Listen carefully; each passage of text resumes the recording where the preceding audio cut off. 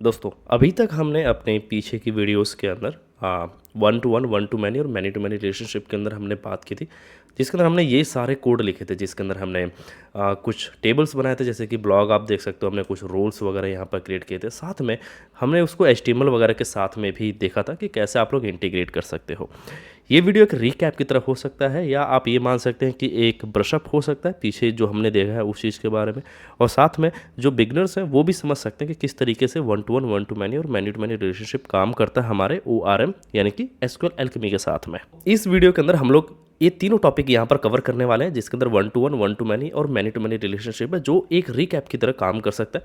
तो यहाँ पर अगर आप देखोगे तो एक थोड़ा सा एक ओवरव्यू देख लेते हैं। तो यहाँ पर हमने वन टू वन रिलेशनशिप के अंदर देखा था कि हमारे पास एक यूज़र टेबल थी और एक प्रोफाइल टेबल थी, और ये दोनों कनेक्टेड थे। साथ में वन टू मैनी के बारे में जब हमने देखा था तो उसमें हमने देखा कि भाई एक यूज़र नाम की टेबल है और ये एक ब्लॉग नाम की टेबल है। तो एक यूज़र मल्टीपल ब्लॉग लिख सकता है इस तरीके का। फिर मैनी टू मैनी रिलेशनशिप था, जिसके अंदर हमने यूज़र एंड रोल्स के बारे में देखा था। तो इसी चीज़ को थोड़ा सा और डिटेल में देखते हैं। तो यहाँ पर जो हमने वन टू वन रिलेशनशिप जो हमने यहाँ पर होता है, उसके अंदर क्या होता है कि each record is one table related to one record in another table. तो यहाँ पर अगर दो टेबल है, एक यूज़र टेबल है और एक प्रोफाइल टेबल है यहाँ पर, तो हमने यूज़र और जो प्रोफाइल टेबल दोनों को कनेक्ट कर दिया था। कैसे? हमने प्रोफाइल टेबल के अंदर यूज़र ID ऐड कर लिया था, ताकि हर एक यूज़र की एक ही प्रोफाइल हो सके। तो यहाँ पर यूनिकनेस होनी चाहिए, यानी कि एक यूज़र के पास एक ही प्रोफाइल हो। इसकी वजह से हमने यहाँ पर यूनिक ट्रू हमने पास कर दिया था, और साथ में हमने यहाँ पर DB फॉरेन की हमने ऐड कर दी, जो कि है users.id करके। तो यहाँ पर आप देख सकते हो कि हमारे पास है user and profile, a user has a unique profile. तो हर एक यूज़र के पास एक यूनिक प्रोफाइल यहाँ पर हो सकती है।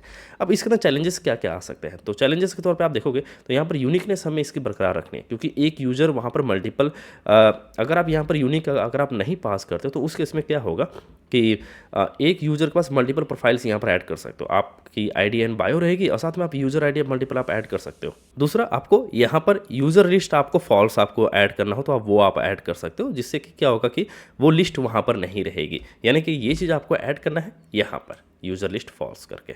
यहाँ पर अगर हम देखें अपने कोड के अंदर, तो हमने यही चीज़ यहाँ पर लिखा हुआ है। जैसे कि आप देखोगे हमारे पास यहाँ पर यूज़र टेबल है, जो आप यहाँ पर देख सकते हो। एक हमारे पास मॉडल है जिसके अंदर हमने यहाँ पर प्रोफाइल यहाँ पर ऐड किया, और यहाँ पर हमने यूज़र लिस्ट फॉल्स यहाँ पर ऐड कर दिया है, जो कि हमने चैलेंजेस के अंदर देखा था कि हमें कहाँ पर ऐड करना है। और साथ में हमारे पास जो प्रोफाइल यहाँ पर मॉडल है, वो आप नीचे आप देखोगे ये रहा, जिसके अंदर हमने यहाँ पर लिखा हुआ कि यूनिक ट्रू, और यहाँ पर हमारे पास यूज़र है जो हमने यहाँ पर कनेक्ट कर दिया प्रोफाइल के साथ में। और इस तरीके से आप यहाँ पर बैकरेफ वगैरह इस तरीके से आप रिलेशनशिप आप डिफाइन करते हैं वन टू वन के साथ में। अब देखते हैं वन टू मैनी रिलेशनशिप के बारे में। तो a record is one table can be linked to multiple records in another table. जैसे कि एक यूज़र और एक ब्लॉग होता है, तो a user can write multiple blogs post, है ना। तो इस केस में क्या होगा कि हमारे पास एक यूज़र जो अपना मॉडल है, उसके अंदर हम लोग यहाँ पे ब्लॉग्स लिखेंगे, और साथ में हम लोग यहाँ पर रिलेशनशिप यहाँ पर ऐड कर देंगे। भाई हमारे पास ब्लॉग मॉडल है, और यहाँ पर ऑथर के तौर पर आप लोग यहाँ पर गेट कर सकते हो। जैसे कि आप ब्लॉग का आप ऑथर लिखोगे blog.author करके, और यहाँ पर लेजी आपने ट्रू कर लिया। आपने यहाँ पर ब्लॉग के अंदर जो आपने ऐड किया हुआ है, जो अपना मॉडल है, उसके अंदर आपने यूज़र ID ऐड कर दी, जिसके अंदर हमने यहाँ पर लिखा हुआ है कि भाई ये हमारी फॉरेन की रहेगी, और नलेबल यहाँ पे फॉल्स, यानी कि कभी ये नल नहीं रहेगा। ब्लॉग जब आप एक क्रिएट करोगे तो उस टाइम आपको ऑथर आपको ऐड करना ही है। तो ये इसकी कंडीशन है एक तरह से। अगर हम लोग अपने कोड बेस के अंदर अगर हम लोग देखें, तो यहाँ पर हमारे पास देखिए यूज़र क्लास है, और यहाँ पर हमारे पास ब्लॉग्स है इस तरीके से, और यहाँ पर आप देखोगे हमारे पास रिलेशनशिप यहाँ पर बना हुआ है।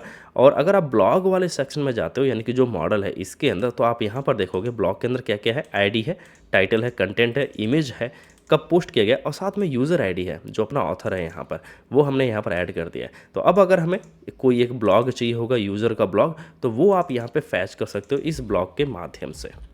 तो यहाँ पर आप देखोगे इस केस में कि हमने यहाँ पर यूज़र फैच किया, और यूज़र के साथ में हमने उसके ब्लॉग भी फैच कर लिए। तो हमने यहाँ पर लिखा user.blogs करके। अब हमने यहाँ पर user.blogs क्यों लिखा, वो आपको यूज़र मॉडल बताएगा। तो यहाँ पर अगर आप आओगे यूज़र, तो यहाँ पर हमने देखिए ब्लॉग्स नाम से यहाँ पर एक रिलेशनशिप हमने डिफाइन किया हुआ है, जो कि ब्लॉग मॉडल के साथ में। और यहाँ पर ये जो बैक रेफ है, ये अपना जब आप ब्लॉग फैच करोगे और उसके साथ में अगर आपको ऑथर चाहिए, तब यहाँ पर ऐड किया गया है। ओके, तो इसके चैलेंजेस के बारे में देखते हैं कि क्या चैलेंजेस आते हैं जब हम वन टू मैनी रिलेशनशिप यहाँ पे बिल्ड करते हैं। तो यहाँ पर जो लेजी लोडिंग है वो थोड़ा आपको देखना पड़ेगा, क्योंकि ये हमारी क्वेरी परफॉर्मेंस के ऊपर डिपेंडेंट करता है।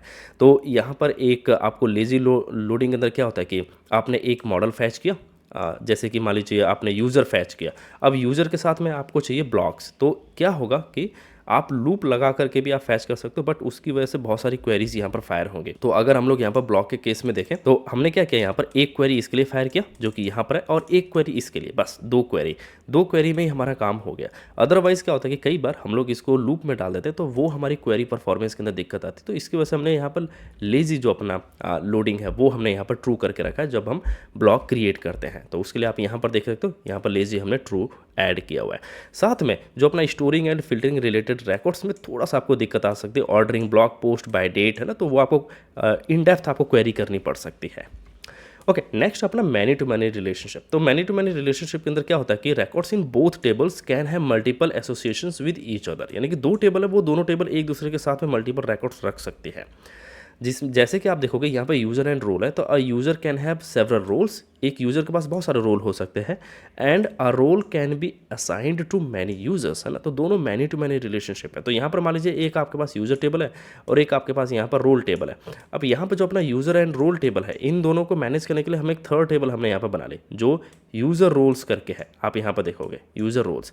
इस टेबल के अंदर हम लोग क्या कर रहे हैं कि हम लोग ये बता रहे हैं कि यूज़र ID 1 के पास रोल ID कौन सी है। तो मान लीजिए एक यूज़र आपके पास 1 है, उसके पास रोल ID 1 है। अब 1 है मान लीजिए एडमिन करके, और यूज़र ID जो 2 है वो भी एडमिन हो सकता है, तो उसको भी हमने रोल ID 1 दे दी। अब मान लीजिए यूज़र ID 3 है, वो भी एडमिन हो सकता है, तो उसको भी हमने 1 दे दी। अब यहाँ पर आप देखोगे कि एक यूज़र जो अपना 1 है वो एडमिन है, 2 भी एडमिन है, 3 भी एडमिन। अब मान लीजिए कि यूज़र ID जो 1 है उसको हमने बोला कि यार वो एडमिन का भी काम कर सकता है और साथ में ब्लॉग को एडिट भी कर सकता है, तो वो एडिटर भी यहाँ पर बन सकता है ना। तो मान लीजिए उसकी ID यहाँ पर लेट से 2 है, ठीक है। तो अब हमने क्या किया कि जो एक यूज़र है उसके पास देखिए मल्टीपल रोल्स है, एक तो एडमिन का भी रोल है और साथ में यहाँ पर एडिटर का भी रोल है, और ये जो एडमिन वाला रोल है इसके पास देखो मल्टीपल यूज़र्स हैं। तो जो एडमिन रोल है, जो रोल एडमिन है वो देखिए 1 भी है, 2 भी है और 3 भी है। तो इस तरीके से क्या होगा कि ये मैनी टू मैनी रिलेशनशिप होगा। अब ये जो ID जो हमने यहाँ पर लिखी हुई है, यही सारी IDs ये मैनेज कर रही है थर्ड टेबल जो अपनी यूज़र रोल्स टेबल है, ठीक है।